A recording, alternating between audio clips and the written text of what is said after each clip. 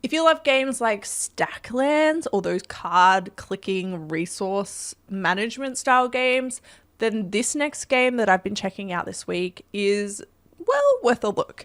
So the game is called Sizzle and Stack, and it is basically a cooking simulation game, but done with cards. So you have these card packs that you get, you click them and cards pop out, and these are your resources, and then you have all these different recipes that you need to make for your customers.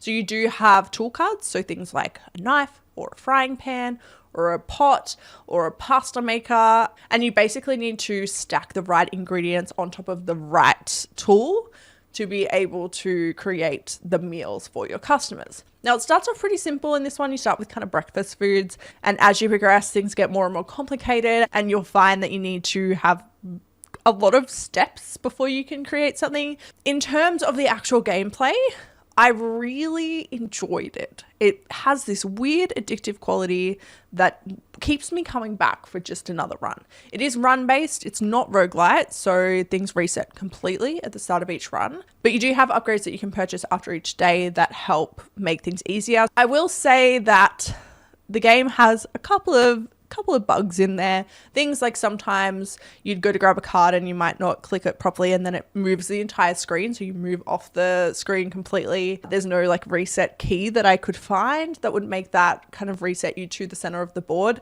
So that got a little bit annoying, especially in a game that is kind of time management based. It also felt like it was kind of tricky to work out a lot of the recipes. So as you go, the recipes get more complicated, and you do get recipe cards that come out of some of the packs, but there are some cards that just don't come out, and it's really tricky to work out exactly what the recipes are. The good thing is once you figure out the recipe, you do keep it. So you keep that knowledge through each run, but it did feel like it was a little bit like difficult because you basically have to experiment and figure out the different recipes, which can be time consuming and can basically end your entire run if you don't do it properly. But overall, this is one of those games that is simple.